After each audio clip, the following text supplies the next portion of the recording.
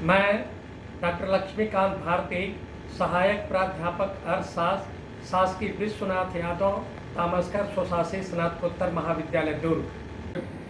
मैं अपना व्याख्यान पीगू के कल्याणवादी अर्थशास्त्र के ऊपर प्रस्तुत करने जा रहा हूं। छात्रों, मैं इसका थोड़ा सा ऐतिहासिक पृष्ठभूमि आपको बताना चाहूँगा। 1920 में एक पुस्तक प्रकाशित हुई थी जिसका शीर्षक दिया हुआ था इकोनॉमिक्स ऑफ वेलफेयर, अर्थात कल्याण का अर्थशास्त्र। इसी पुस्तक के माध्यम से पीगू ने कल्याण की वैज्ञानिक व्याख्या की और इसी के आधार पर पीगू को कल्याणवादी अर्थशास्त्र का जनक कहा जाता है। पीगू का कल्याणवादी अर्थशास्त्र 5 शीर्षकों पर आधारित है। पहला है कल्याण का विचार, दूसरा है सामाजिक कल्याण को अधिकतम करने की दशाएं, तीसरा है पीगूवियन कल्याण की मान्यताएं और चौथा है पीगू के कल्याणवादी अर्थशास्त्र की आलोचना। सबसे पहले हम चलते हैं कल्याण का विचार। कल्याण के विचार के अंतर्गत पीगू ने बेंथम के विचारों को स्वीकार किया है। बेंथम के अनुसार समाज का कल्याण व्यक्तियों के कल्याण का योग होता है। दूसरा, व्यक्ति के कल्याण से अभिप्राय उन उपयोगिताओं से है जो वस्तुओं और सेवाओं के प्रयोग से प्राप्त होता है। पीगू के इस दृष्टिकोण को निम्नलिखित तालिका की सहायता से स्पष्ट किया जा सकता है। छात्र ध्यान देंगे, ये टेबल में एक तरफ व्यक्तियों का नाम दिया हुआ है और दूसरी तरफ विभिन्न व्यक्तियों के द्वारा वस्तु के उपभोग से प्राप्त की गई उपयोगिता को दर्शाया गया है। यहाँ पर कुल 4 व्यक्ति हैं, ए व्यक्ति, बी व्यक्ति, सी व्यक्ति और डी व्यक्ति। ए व्यक्ति उपभोग से 50 इकाई के बराबर उपयोगिता प्राप्त हो रहा है। बी व्यक्ति वस्तु के उपभोग से 40 इकाई के बराबर उपयोगिता प्राप्त हो रहा है। सी व्यक्ति वस्तु के उपभोग से 60 इकाई के बराबर उपयोगिता प्राप्त हो रहा है और डी व्यक्ति को वस्तु के उपभोग से 30 इकाई के बराबर उपयोगिता प्राप्त हो रहा है।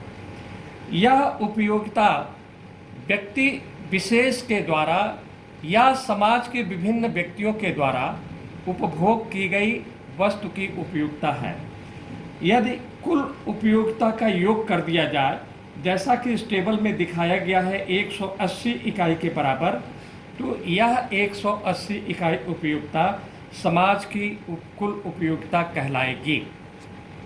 पीगू के अध्ययन में केवल आर्थिक कल्याण को ही स्वीकार किया गया है, जिसकी व्याख्या करते हुए पीगू ने लिखा है कि आर्थिक कल्याण सामान्य कल्याण का वह भाग है जो प्रत्यक्ष या परोक्ष रूप से मुद्रा रूपी मापदंड से संबंधित किया जा सकता है।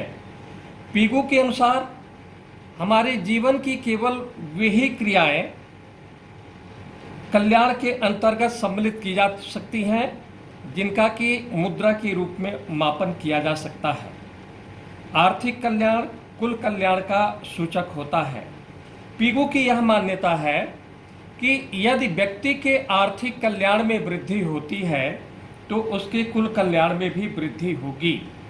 पीगू का यह कथन 2 विचारों पर आधारित है।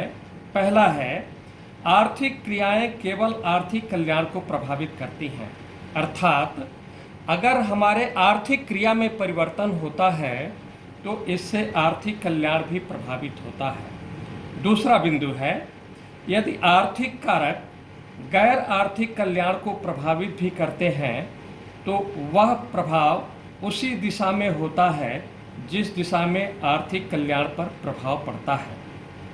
यदि पीगू की उक्त दोनों मान्यताएं वास्तविक जीवन में सही पाई जाती हैं तो यह कहा जा सकता है कि आर्थिक कल्याण कुल कल्याण का सूचक है, अर्थात आर्थिक कल्याण और सामाजिक कल्याण दोनों एक दिशा में अग्रसर होते हैं। लेकिन वास्तविक जीवन में आर्थिक क्रियाएं केवल आर्थिक कल्याण को ही प्रभावित नहीं करती बल्कि गैर आर्थिक कल्याण को भी प्रभावित करती हैं। जैसे मजदूरी के बढ़ने से श्रमिकों के आर्थिक जीवन पर अनुकूल प्रभाव पड़ता है, लेकिन उससे उनकी सामाजिक प्रतिष्ठा बढ़ती है, इससे इनकी राजनीतिक प्रतिष्ठा बढ़ती है और इससे धार्मिक कार्यों पर व्यय भी बढ़ता है। दूसरी बात, पीगो की दूसरी मान्यता भी उचित प्रतीत नहीं होता कि आर्थिक कारणों से यदि आर्थिक कल्याण बढ़ता है तो गैर आर्थिक कल्याण भी अनिवार्य रूप से बढ़ेगा। सामान्यतः दोनों एक ही दिशा में नहीं बल्कि विपरीत दिशा में अग्रसर होते हैं। जैसे औद्योगिकरण के कारण व्यक्ति के आर्थिक कल्याण में परिवर्तन होता है, लेकिन उसी के साथ साथ हम यह भी पाते हैं कि मानवीय मूल्यों में ह्रास होता है तथा पर्यावरण प्रदूषण भी बढ़ता हुआ दिखाई देता है। अतः यह आवश्यक नहीं कि कल्याण में वृद्धि के साथ साथ गैर आर्थिक कल्याण भी बढ़े। सामाजिक कल्याण को अधिकतम करने की दशाएं। पीगो ने सामाजिक कल्याण को अधिकतम करने के लिए 2 दशाओं का उल्लेख किया है, जो इस प्रकार हैं। पहला है, वास्तविक राष्ट्रीय आय को अधिकतम करने से सामाजिक कल्याण अधिकतम होगा यदि साधनों की आपूर्ति दी हुई हो। पीगो की यह मान्यता है कि यदि साधनों की आपूर्ति दी गई है तो वास्तविक कल्याण को बढ़ाया जा सकता है और वास्तविक कल्याण के साथ साथ सामाजिक कल्याण भी अधिकतम होगा। पीगो के अनुसार सामाजिक कल्याण को अधिकतम करने के लिए वास्तविक राष्ट्रीय आय को अधिकतम करना होगा। यह उसी अवस्था में संभव है जबकि साधनों का आवंटन अधिकतम हो। इसके लिए 2 दशाओं का पूरा होना आवश्यक है। पहला है, उत्पादन साधनों का सीमांत सामाजिक शुद्ध उत्पाद उपयोगों तथा स्थानों पर समान हो, अर्थात साधनों का आवंटन सीमांत सामाजिक शुद्ध उत्पाद उपयोग तथा स्थानों पर समान हो।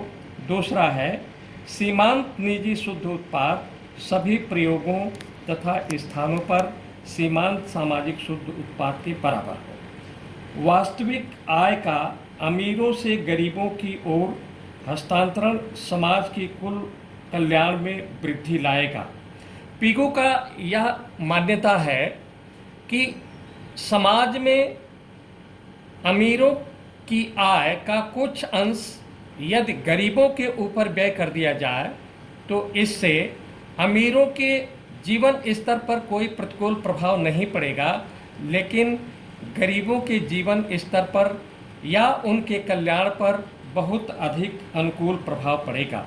छात्रों, आपने इसके पूर्व की कक्षाओं में यह पढ़ा होगा उपयोगिता के संदर्भ में कि अन्य बातों के समान रहने पर किसी वस्तु के उपभोग के क्रम में वस्तु की प्रत्येक अगली इकाई से प्राप्त होने वाली उपयोगिता क्रमशः घटती जाती है। यही बात मुद्रा के संदर्भ में भी लागू होता है।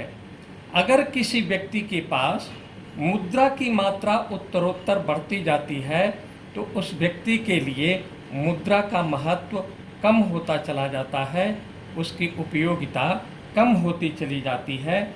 ये 2 तालिका दी गई है। ऊपर वस्तु की उपयोगिता के संदर्भ में दर्शाया गया है, नीचे मुद्रा की सीमांत उपयोगिता के संदर्भ में दर्शाया गया है। यहाँ पर ध्यान दीजिएगा कि व्यक्ति वस्तुओं का क्रमशः उपभोग करता जा रहा है और वस्तु के उपभोग से प्राप्त होने वाली उपयोगिता क्रमशः घटती चली जा रही है। ठीक यही स्थिति मुद्रा के संदर्भ में भी लागू हो रही है। यहाँ ध्यान दीजिएगा, व्यक्ति के पास जो मुद्रा की मात्रा बढ़ती जा रही है उससे प्राप्त होने वाली उपयोगिता क्रमशः घटती चली जा रही है।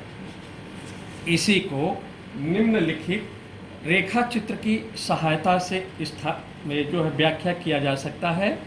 यहाँ पर ध्यान दीजिएगा, YO अक्ष पर उपयोगिता को दर्शाया गया है और OX अक्ष पर मासिक आय को दर्शाया गया है। OAI निर्धन व्यक्तियों की आय है और ODI अमीर व्यक्तियों की या संपन्न व्यक्तियों की आय है। यदि संपन्न व्यक्तियों से CD के बराबर आय प्राप्त करके निर्धन व्यक्तियों के ऊपर व्यय किया जाता है तो यह संतुलन बिंदु B पर स्थापित होता है। यहाँ पर संपन्न व्यक्तियों की उपयोगिता में EC के बराबर कमी होती है, लेकिन निर्धन व्यक्तियों की उपयोगिता संपन्न व्यक्तियों की तुलना में ज़्यादा बढ़ जाती है, अर्थात BG के बराबर हो जाती है। पीगू ने इस रेखा चित्र के माध्यम से यह स्पष्ट करने का प्रयास किया है कि सरकार यदि ऐसी नीतियों का निर्माण करती है जिससे कि अमीर व्यक्तियों से थोड़ा सा राजस्व, थोड़ी सी आय प्राप्त कर ली जाए और उसे निर्धन व्यक्तियों के ऊपर व्यय कर दिया जाए, तो अमीर व्यक्तियों की तुलना में गरीब व्यक्तियों के कल्याण में कई गुना अधिक वृद्धि होती है। पीगू के कल्याणवादी अर्थशास्त्र के निष्कर्ष के रूप में कुछ बिंदुएं इस प्रकार दिखाई देती हैं। पहला है, पीगू का सिद्धांत आर्थिक कल्याण तक सीमित है, अर्थात पीगू के कल्याणवादी अर्थशास्त्र के अंतर्गत केवल उन्हीं क्रियाओं का अध्ययन किया जाता है जिनका कि मुद्रा के रूप में मापन किया जा सकता हो। दूसरा है, आर्थिक कल्याण सामाजिक कल्याण का वह भाग है जो प्रत्यक्ष या परोक्ष रूप से मुद्रा रूपी मापदंड से मापा जा सकता है। कहने का अभिप्राय यह है कि आर्थिक कल्याण सामाजिक कल्याण का वह भाग होता है जिसे प्रत्यक्ष या अप्रत्यक्ष रूप से मुद्रा रूपी मापदंड से मापा जा सकता है। सामाजिक कल्याण की वे क्रियाएं जिन्हें मुद्रा के रूप में मापा नहीं जा सकता, वह आर्थिक कल्याण के अंतर्गत परिभाषित नहीं की जा सकती। तीसरी मान्यता है, आर्थिक कल्याण कुल कल्याण का सूचक नहीं होता है। अगली मान्यता है, राष्ट्रीय लाभांश आर्थिक कल्याण पर निर्भर करता है। अगली मान्यता है, राष्ट्रीय आय के बढ़ने पर कुल कल्याण बढ़ता है और राष्ट्रीय आय के कम होने पर आर्थिक कल्याण कम हो जाता है। कहने का अभिप्राय यह है कि व्यक्ति का आर्थिक कल्याण राष्ट्रीय आय के ऊपर निर्भर करता है। यदि राष्ट्रीय आय बढ़ेगा तो आर्थिक कल्याण बढ़ेगा और यदि राष्ट्रीय आय कम होगा तो व्यक्ति का आर्थिक कल्याण भी कम हो जाएगा। अगला बिंदु है, आर्थिक कल्याण में वृद्धि राष्ट्रीय आय के वितरण पर निर्भर करता है। ध्यान दीजिएगा, पीगू के कथनानुसार आर्थिक कल्याण में वृद्धि तभी हो पाएगी जब कुल राष्ट्रीय आय का समाज में न्यायोचित वितरण हो। यदि उत्पादन में वृद्धि होती है, राष्ट्रीय आय में वृद्धि होती है, लेकिन समाज में उसका न्यायोचित वितरण नहीं होता है तो आर्थिक कल्याण में वृद्धि नहीं होगा। अंतिम है, निर्धन वर्ग के पक्ष में राष्ट्रीय लाभांश का हस्तांतरण आर्थिक कल्याण पर अनुकूल प्रभाव